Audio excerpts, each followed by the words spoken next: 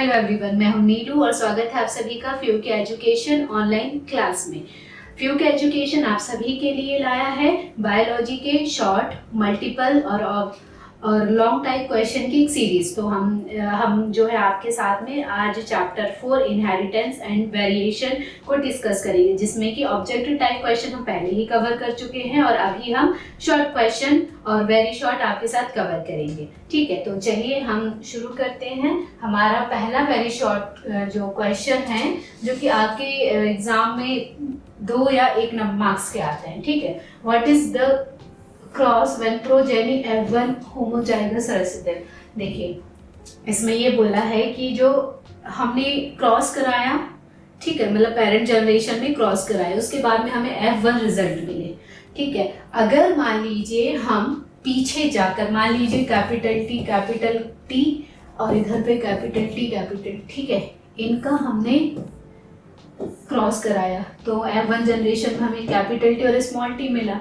ठीक है, लेकिन यदि हम इनका क्रॉस कराएं होमोजाइगस रेसेसिव से तो यहाँ स्मॉल टी कर देंगे। होमोजाइगस मतलब दोनों सेम, रेसेसिव मतलब वो कैरेक्टर जो कि सप्रेस हैं।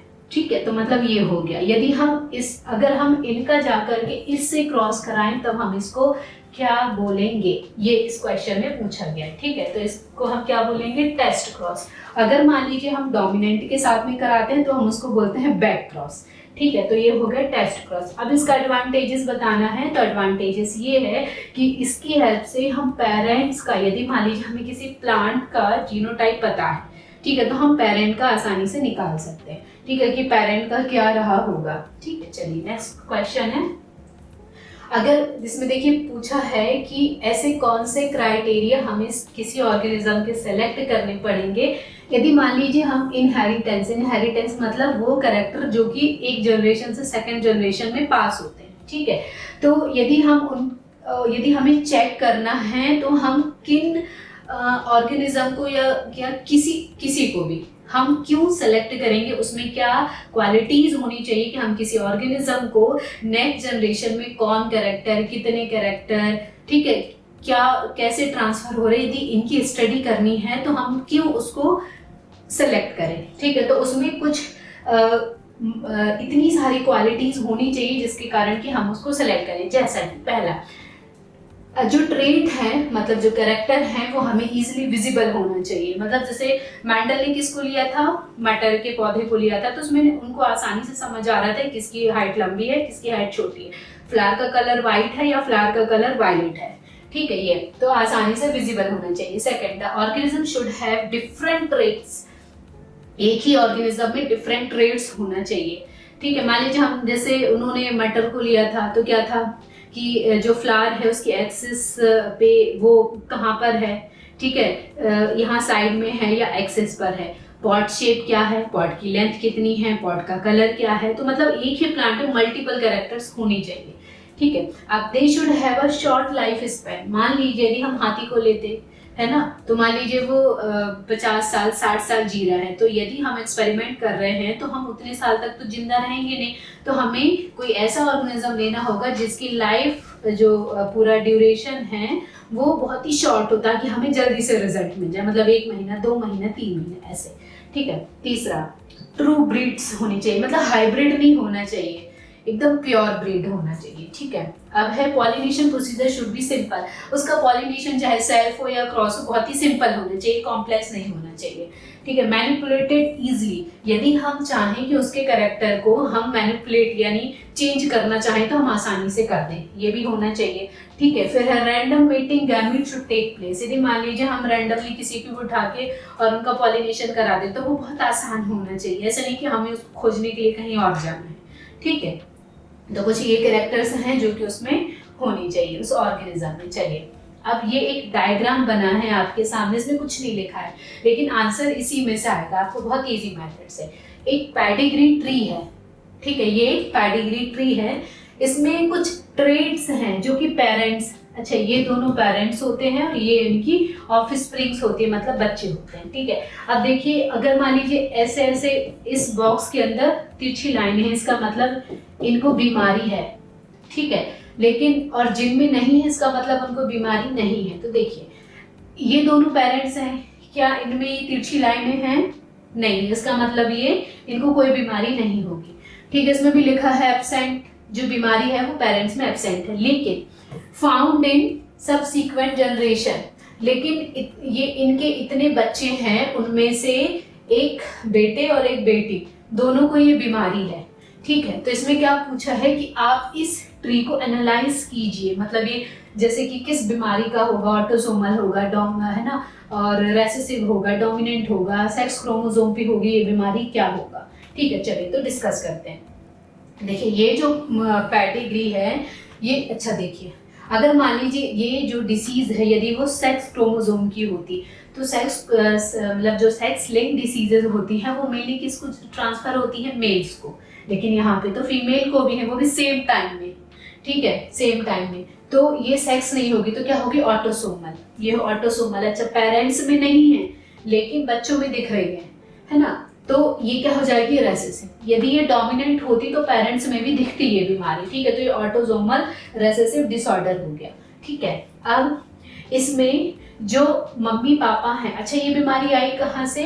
तो ये इनके पेरेंट्स से इनमें आई होगी, लेकिन इनमें नहीं दिखी होगी, मतलब इनमें रेसेसिव रहे होंगे उस बीमारी के जो जीन है, लेकिन अगली बारी में दिख गए। ठीक है, तो ये रेसेसिव मतलब पेरेंट्स में ये जो है रेसेसिव है, और पेरेंट्स का कैरियर है क्योंकि उन्होंने बीमारी को ट्रांसफर किया, इसलिए कैरियर है। ठीक है, अब ये जो बीमारी है केवल कुछ ही ऑफ स्प्रिंग्स में है, जैसे 5 बच्चे हैं ना, तो 5 में से केवल 2 को है, सबको नहीं है। ठीक है, तो कुछ में ही ये दिखाई देंगे। ठीक है, और अब इसके अलावा अब जो बचे हैं, ठीक है, वो कैरियर हो सकते हैं और नहीं भी हो सकते हैं, बहुत चांसेस है। ठीक है, तो ये आपका आंसर हो गया। इसी में ही छुपा हुआ है आंसर जो आपको बना करके अपने वर्ड्स में लिखना है। ठीक है, चलिए next question, how is mutation induced by mutagens. अच्छा, म्यूटेशन क्या होता है? मान लीजिए हमारा ये है डीएनए, ठीक है, डीएनए मान लीजिए कोई इतना पोर्शन यहाँ से हट करके इसकी जगह कोई दूसरा आ गया, है ना, या फिर एक और ऐड हो गया, तो इससे ये जो भी अमाइनो एसिड को प्रोड्यूस करते हैं उसको ना करके किसी और को करेंगे, तो इससे क्या होगा? वो प्रोटीन फॉर्म नहीं होगा जो चाहिए है, प्रोटीन फॉर्म नहीं होगा तो उस प्रोटीन की कमी हो जाएगी। ठीक है, और फिर हमें बीमारी हो जाएगी, ये है, तो उसको बोलेंगे म्यूटेशन। अब जिन कारणों से ही म्यूटेशन होता है उसको बोलते हैं म्यूटाजेन। तो इसमें क्या पूछा है कि कैसे म्यूटाजेन जो है वो म्यूटेशन को इंड्यूस्ड यानी उसको प्रेरित करते हैं। ठीक है, एक्सप्लेन विद एग्जांपल, एग्जांपल के द्वारा बताइए। देखिए म्यूटाजेन, जो म्यूटाजेन होते हैं वो इंसर्शन मतलब ऐड कर दें, डिलीशन डिलीट कर दें, सब्स्टिट्यूशन साथ साथ चलें मतलब कोई और ऑप्शन आ जाए, एंड इंड्यूस्ड म्यूटेशन और इसके द्वारा वो म्यूटेशन को इंड्यूस्ड करते हैं। ठीक है, चलिए नेक्स्ट क्वेश्चन है। Next, define linkage. लिंकेज क्या होता है? लिंकेज में क्या होता है कि जैसे मान लीजिए कोई 2 जीन हैं और वो साथ साथ ट्रैवल कर रहे हैं।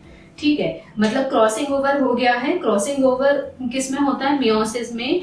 ठीक है, मियोसिस में होता है। मियोसिस में प्रोफेज 1 में जो लेप्टोटीन, जाइगोटीन, पैकेटीन जो स्टेजेस होती है उनमें क्रॉसिंग ओवर होता है। ठीक है, मतलब क्रॉसिंग ओवर का मतलब है कि जीन्स का ट्रांसफर होगा। अब वो जो जीन्स ट्रांसफर होगा वो साथ साथ पैरेलल चले, उसको ही बोलेंगे लिंकेज। लिंक होकर के साथ चले, देखो लिखा भी है linkage. The gene linkage define as the tendency gene remain combined together during the inheritance. जब नेक्स्ट जनरेशन में जा रहे हैं तो साथ साथ मूव करें, इसी को बोलते हैं हम लिंकेज। अच्छा, ये सबसे पहले किसने ऑब्जर्व किया था, बताया था? तो विलियम बैटसन ने और आरसी पुनेट ने 90s के दशक में इसको बताया था। ठीक है, आप नाम याद रखिएगा, विलियम बैटसन और आरसी पुनेट। ठीक है, चलिए नेक्स्ट क्वेश्चन है। अब ये हमारे यहाँ पे वेरी शॉर्ट इतने ही थे, अब हम शॉर्ट स्टार्ट करते हैं। ठीक है, देखिए, how it is possible for a child, एक बच्चे के लिए कैसे पॉसिबल है कि उसका ब्लड ग्रुप ओ है जबकि पेरेंट्स में का ब्लड ग्रुप ए है और बी है। ठीक है, तो बच्चे का ओ कैसे हो सकता है? तो इसको हम, अच्छा ये देखिए आंसर आपके सामने एकदम थ्योरेटिकल लिखा हुआ है, लेकिन इसका डायग्राम आपको बनाना पड़ेगा, तो मैं यहाँ पे आपको बना के बताऊँ। ठीक है, तो यहाँ पे लिख देती हूँ, मदर का मान लेते हैं ए है और फादर का मान लेते हैं बी है। ठीक है, और बच्चे का, चाइल्ड का ठीक है, यहाँ पे हम लिख लेते हैं चाइल्ड का, फादर का, और यहाँ पे चाइल्ड का क्या है, ओ है। तो ये कैसे पॉसिबल है, ए बी और ओ। ठीक है, चलिए देखिए, ए ब्लड ग्रुप आने के चांसेस कितने, पहले इसको समझ लेते हैं, आई ए आई बी, या फिर सॉरी यहाँ पे बी नहीं आएगा, ए है ना, तो यहाँ पर आई ए, ठीक है, ये इसके बाद आई ए आई ओ, ये दो अगर जीनोटाइप हुआ तो इसके चांसेस हैं कि जो मदर है उनका ब्लड ग्रुप हो ए। ठीक है, अब बी ब्लड ग्रुप आने के चांसेस कितने हैं, तो आई बी या फिर आई बी आई ओ, ये हो सकते हैं। ठीक है, अब देखिए यहाँ पर यदि मान लीजिए हम, ये पहली कंडीशन है, ये दूसरी कंडीशन, यदि मान लीजिए हम पहली कंडीशन लेते हैं, अच्छा कौन सी कंडीशन लेना है ये मैं आपको सिखा रही हूँ। ठीक है, तो मान लीजिए हम पहली कंडीशन लेते हैं, उस कंडीशन में हमें ओ ब्लड ग्रुप नहीं मिलेगा, तो हम ये वाली कंडीशन को नहीं लेंगे, हमें कौन सी कंडीशन लेनी पड़ेगी, ये वाली। ठीक है, तो इसको, इस कंडीशन को हम यहाँ से हटा देते हैं। ठीक है, तो अब हम यहाँ पे कौन सी कंडीशन रखेंगे, आई A I O I B I, तो इधर से इसको हटा करके, और मैं अच्छे से लिख रही हूँ ताकि आपके सामने क्रॉस में, अच्छा क्रॉस जो ऐसे ऐसे ऐसे ऐसे करते हैं, ये वाला क्रॉस नहीं करने से कॉपी गंदी दिखेगी और मार्क्स भी आपके सही नहीं आएंगे। ठीक है, तो यहाँ पे हम एक चेकर बोर्ड बनाते हैं। ठीक है, चेकर बोर्ड साफ सुथरा भी दिखेगा और आपको अच्छे मार्क्स भी मिल जाएंगे। ये हो गया मेल के लिए, ये हो गया फीमेल के लिए। तो ठीक है, मेल मतलब जो फादर है तो क्या था आई बी, क्या था आई ओ। ठीक है, अब मदर का क्या है, आई ए और आई ओ, ये था, है ना। अब हम इनके बीच में आपस में अब हम इनका करवाते हैं क्रॉस। ठीक है, चलिए क्रॉस करवाते, तो आई ए आई बी के साथ मिलेगा तो क्या बनेगा, आई ए आई बी। ठीक है, अब इसी का अगले वाले के साथ क्रॉस कराते हैं तो बनेगा आई ए और आई ओ। ठीक है, अब इसके साथ क्रॉस कराते हैं तो आई ओ आई बी। ठीक है, इसके साथ में क्रॉस कराते हैं तो आई ओ और आई ओ। अब यहाँ पे हम थोड़ा सा इसको समझ लेते हैं। देखिए, यदि मान लीजिए हमारे पास में 4 रिजल्ट्स, चारों को लिख लेते हैं लाइन से। ठीक है, ये 4 रिजल्ट्स को हम लाइन से लिखें। देखिए, आई ए, पहला result I A I B, दूसरा रिजल्ट है आई ए आई ओ, तीसरा रिजल्ट है आई ओ आई बी, चौथा रिजल्ट है आई ओ आई ओ। एक्चुअली में ओ मतलब कुछ नहीं, वहां बोलते ओ है लेकिन होता वो 0 है, मतलब कुछ नहीं है। ठीक है, तो आई ए आई बी आया तो बच्चे का ब्लड ग्रुप क्या होगा, ए बी। यदि मान लीजिए आई ए आई ओ आया तब बच्चे का ब्लड ग्रुप होगा ए। अगर आई ओ आई बी आया तब बच्चे का ब्लड ग्रुप होगा बी। यदि मान लीजिए 4th कंडीशन में आई ओ आया तो बच्चे का ब्लड ग्रुप होगा ओ। तो इसका मतलब हमसे क्या पूछा था कि मम्मी पापा का ब्लड ग्रुप तो कैसे आना संभव है, तो ये इस तरीके से संभव है। ठीक है, हो गया। ये चेकर बोर्ड आपको नहीं बना, जो आंसर है पिछला देखिए इसमें नहीं बना, केवल थ्योरी लिखी है, लेकिन आपको बनाना है। तो देखिए जो मैंने अभी बनाया वही लिखा है, केस 1 और केस 2। मैंने भी केस 1 केस 2 बताया आपको। Father is I A I B, child blood group A B हो जाएगा, तो ये रिजल्ट तो होगा नहीं। ठीक है, अब लेकिन मान लीजिए आई ए आई बी हो और सेम ब्लड ग्रुप हो तो आई ए आई बी, ये जो कुछ यहाँ पे लिखा हुआ है बस वही मैंने आपको यहाँ पे करके बताया। ठीक है, तो आप इस तरीके से अपने आंसर को आसानी से लिख सकते हो। ठीक है, चलिए नेक्स्ट क्वेश्चन पे चलते हैं।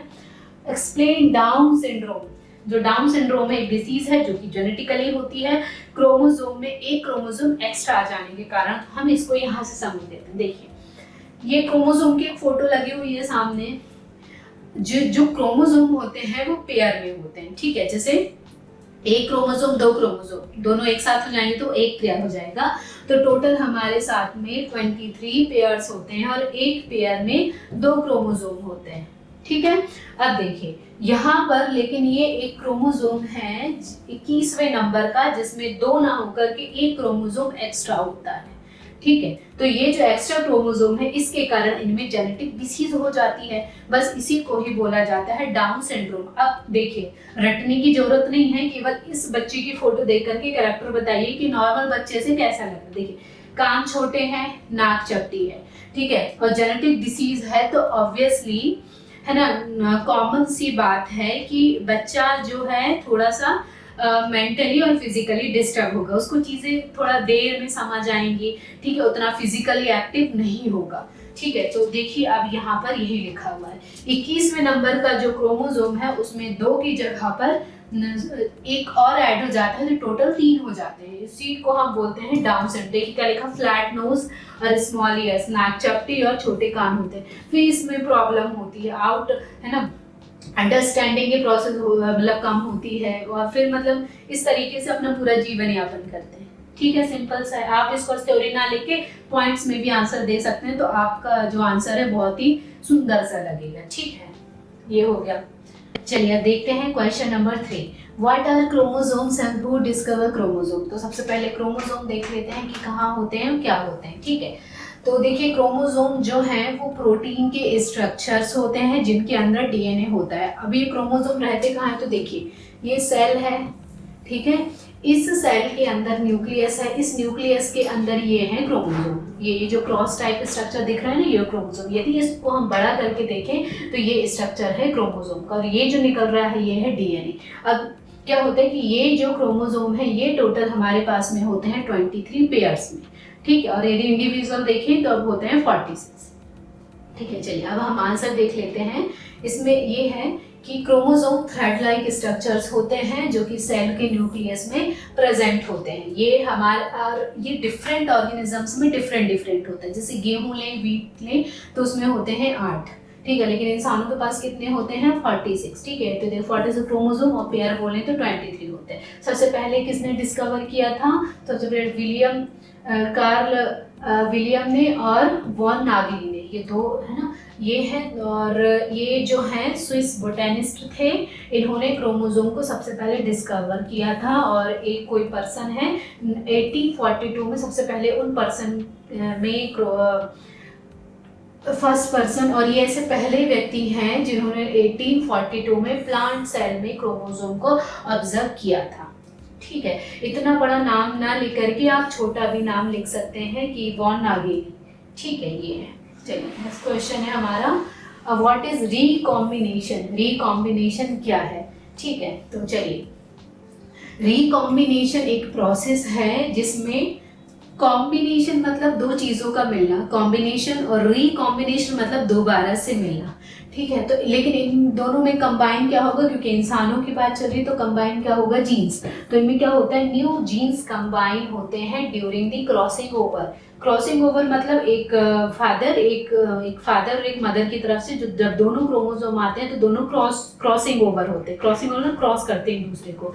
तो मदर के कुछ जीन्स जो होता है वो पेरेंट्स मतलब जो फादर हैं उनके क्रोमोसोम के साथ चले जाते हैं, और जो फादर के हैं वो मदर के साथ में, और इससे एक नया क्रोमोसोम बन जाता है जिससे कि बनेगा बच्चा, है ना, बच्चे के जो क्रोमोसोम होंगे वो। तो ये हो जाएगी। देखिए लिखा है ड्यूरिंग मियोसिस। मियोसिस के यदि कभी फेज पूछे तो मियोसिस 1 की, मियोसिस 2 होते हैं, तो मियोसिस 1 की प्रोफेज 1 में 5 स्टेजेस होती हैं, लेप्टोटीन, पैकेटीन, जाइगोटीन, डाइकाइनेसिस, इतनी होती हैं। तो उनमें ये क्रॉसिंग ओवर होता है, ठीक है। अब इसके एप्लीकेशन क्या क्या है, तो एप्लीकेशन क्या है, न्यू ट्रेट्स यानी करेक्टर फॉर्म होते हैं, ठीक है। इसके बाद में हमें जैसे कि जब क्रॉसिंग ओवर होता है तो नेचर का जिस तरीके से एटमॉस्फेयर है उस हिसाब से वो कैरेक्टर अडॉप्ट कर लेते हैं, तो इससे क्या होगा, नेचुरल सिलेक्शन भी इजी होता है। फिर ये लिंकेज जो है क्रोमोसोम मैप के लिए बहुत आसानी से ये हो जाएगा, ठीक है। Desire product result chromosome selected by plant breed produce crop variety. इससे क्या होता है कि हम न्यू प्लांट क्रॉप को हम डिस्कवर कर सकते हैं। जैसे कि अभी आपने सुना होगा कि काले टमाटर आने लगे जो कि कैंसर के लिए यूजफुल होते हैं, तो उनको बनाया कैसे, जीन एडिटिंग करके, ठीक है। तो वो एक तरीके से यही प्रोसेस है, ये लिखा है जेनेटिक इंजीनियरिंग, ठीक है, तो आप इसमें एक एग्जांपल भी दे सकते हो तो ज़्यादा अच्छा होगा एग्जांपल दे करके। ब्लैक टोमेटो, ठीक है। राइस में भी गोल्डन राइस है, ठीक है। और आजकल ऐसे राइस भी आने लगे हैं जो कि जो कीड़े होते हैं, जो इंसेक्ट होते हैं, उनसे प्रोटेक्ट होगा। बारिश हो, मौसम चेंज हो, उनका उस पर मतलब वेदर रेजिस्टेंस वाले, ठीक है। तो ये भी आप कुछ एग्जांपल दे सकते हैं, ठीक है। चलिए नेक्स्ट क्वेश्चन है, आप प्लांट विथ येलो फ्लावर। एक कोई प्लांट है जिसमें येलो फ्लावर है, ठीक है, उसका क्रॉस कराया जाता है किसी ऐसे प्लांट से जिनके रेड फ्लावर है, ठीक है। दो अलग अलग प्लांट हो गए और दोनों के फ्लावर भी क्या हो गए, अलग अलग, एक के रेड हो गए, एक के येलो हो गए। In the F1 progeny obtain orange.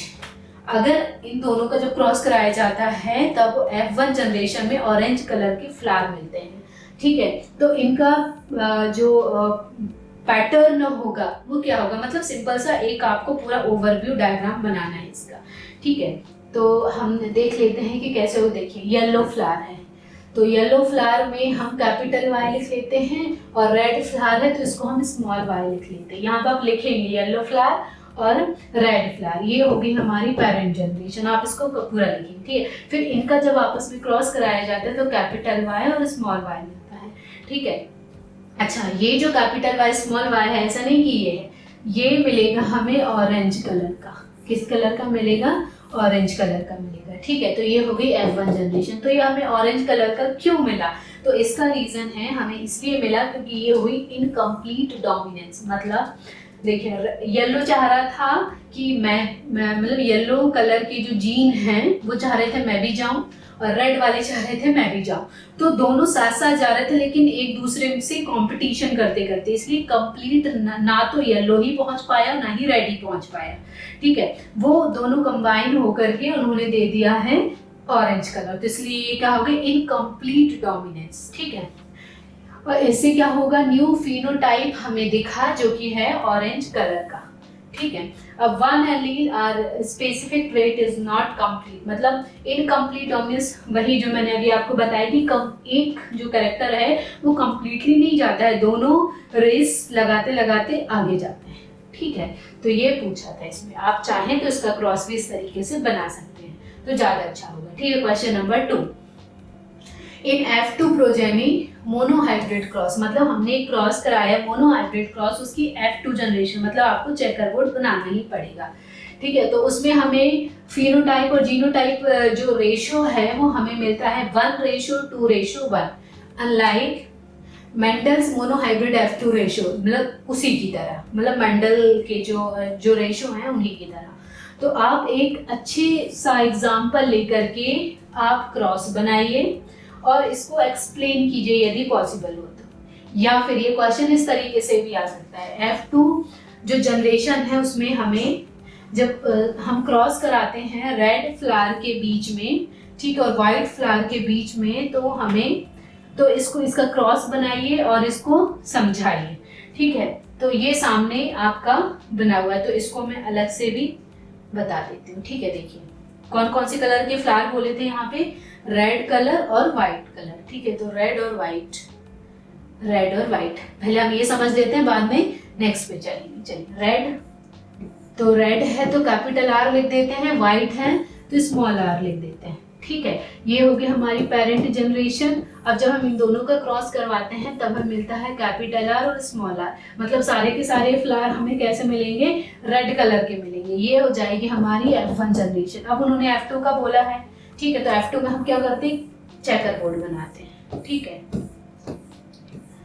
ये हो गया मेल के लिए, ये हो गया फीमेल के लिए। अब इसमें रेड बोला है तो रेड कलर ले लेते हैं, ठीक है। रेड बोला है तो इसमें क्या आ रहा है, capital R small r, capital R small r, ठीक है। तो ये R इससे मिलेगा तो R इससे मिलेगा कैपिटल R स्मॉल r, ये वाला R इस स्मॉल r कैपिटल R, इससे स्मॉल r स्मॉल r। देखिए अब यहाँ पे हम इसको करते हैं calculate, capital R capital R capital R small r और स्मॉल r। अब देखिए इस चेकर बोर्ड में कैपिटल R और कैपिटल R कितने बार आया, एक बार, तो लिख दिया 1, ठीक है, कैपिटल आर और स्मॉल आर कितने बार आया, आगे पीछे चलेगा, कितने बार आया, 2 बार, तो ये लिख दिया 2। अब स्मॉल आर कितने बार आया, 1 बार, तो इसका रेशियो यदि हम बनाए तो क्या हो जाएगा, 1:2:1। ठीक है, तो ये जो मैंने आपको इतना सारा बताया है, इसको आपको वर्ड्स में लिखना भी है अपनी लैंग्वेज में, और प्लस इस तरीके से बनाना भी है। ठीक है, यहाँ पे देखिए, इसको यहाँ पे यही बोला गया। ठीक है, 1:2:1।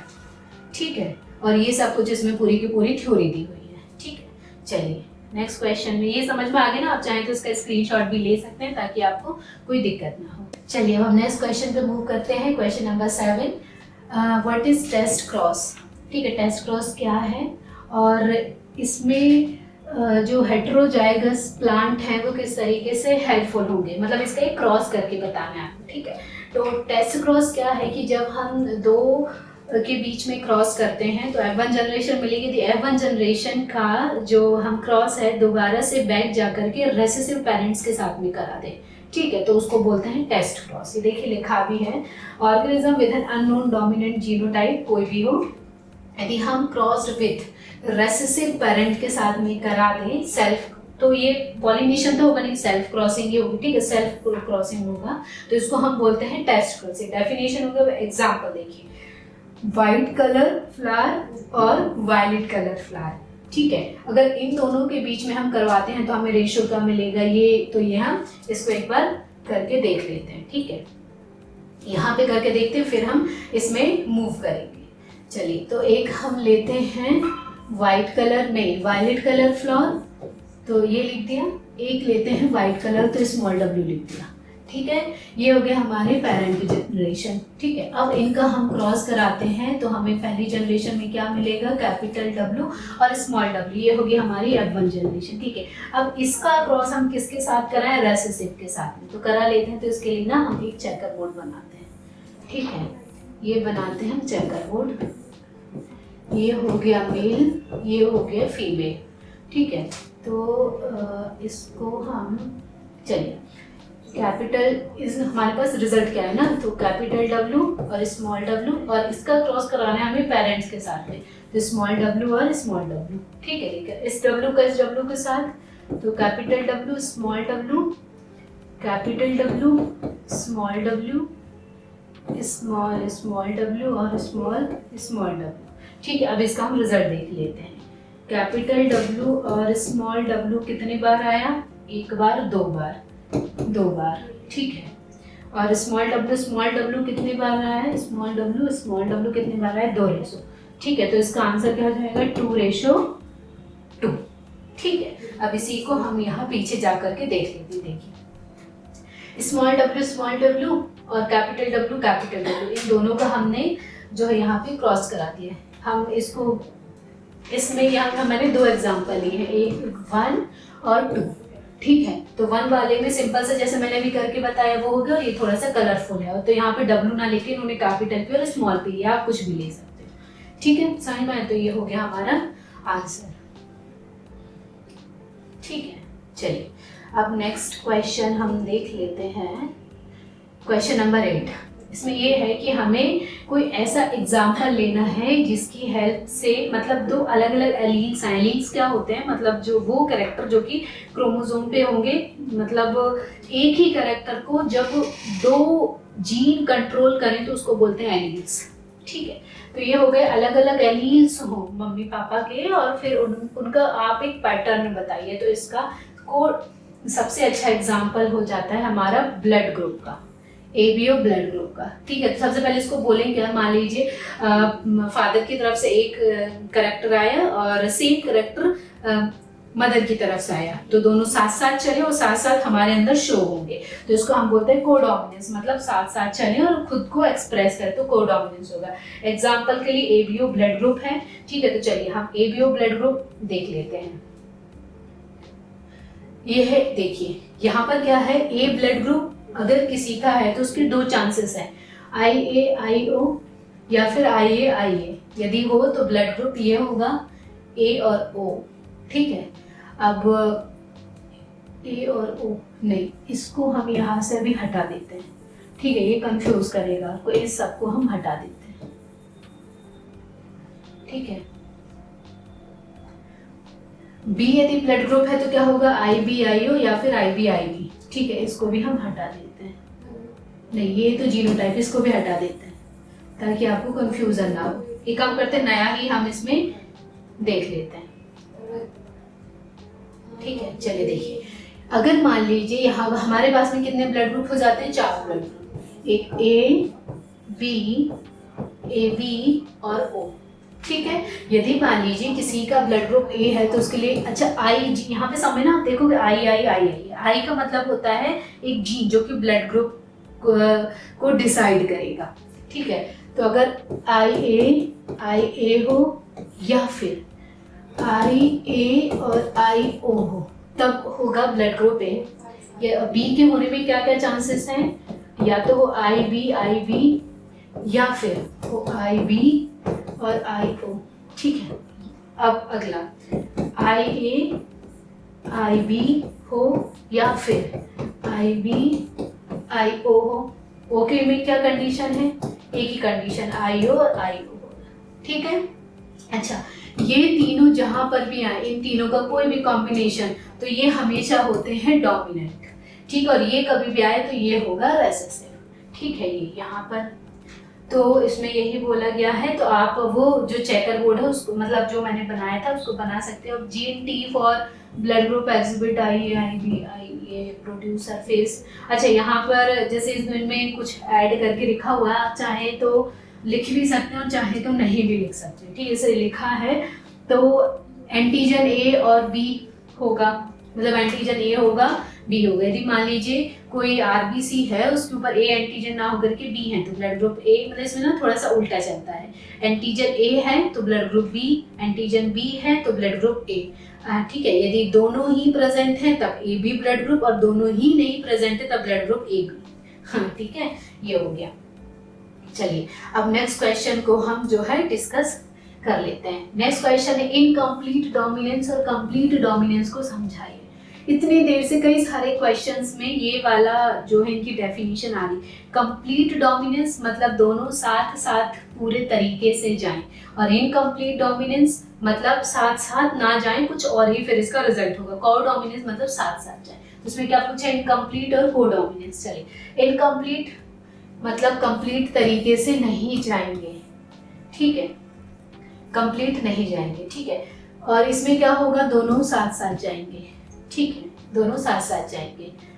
चलिए अब effect to paternal alleles intermediate, ये जो इनकम्प्लीट डोमिनेंस ये इंटरमीडिएट होगा। जैसे अभी लास्ट में हमने क्वेश्चन डिस्कस किया था कि व्हाइट और रेड है, शायद से फ्लावर यदि मिलेंगे तब एक ऑरेंज कलर देते हैं, ठीक है। तो ये डिफरेंट देगा, ठीक है, जबकि ये क्या देंगे, दोनों साथ साथ देंगे। को डोमिनेंस का एग्जांपल क्या होता है, ब्लड ग्रुप का, ठीक है। अब इसमें क्या है कि हमें पेरेंट का कोई भी कैरेक्टर ऑब्जर्व नहीं होता है, जबकि इससे हम पेरेंट के मतलब जो है उनको हम पता कर सकते हैं, ठीक है। अब इनका मूली जो मेंडेलियन मोनोटाइप और जीनो हाइब्रिड जो क्रॉस, उनका जो आंसर आता है 1:2, 2:1 इस तरीके से आता है। जबकि इसमें रेशो का ऐसा 6 अलग अलग जैसे मिलेगा यदि हम ब्लड ग्रुप को लें एग्जाम्पल के लिए, ठीक है। तो इसमें ABO ब्लड ग्रुप है जिसमें 6 अलग अलग तरीके के जीनोटाइप होंगे, ठीक है। तो ये इसका आंसर हो गया। चाहे तो एग्जाम्पल भी यहाँ पे कोई क्रॉस बना करके अगला 5th नंबर का पॉइंट बना सकते हैं, ठीक है। ये देखिए, जैसे इनकम्प्लीट डोमिनेंस दो अलग हैं, ये अलग है।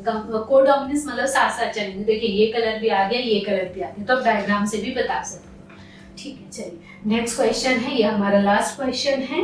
Give one example of organism exhibit female heterogamety. और मतलब ये क्वेश्चन ना 3 तरीके से आ सकता है। देखिए मैंने 3 तरीके से लिखा हुआ है।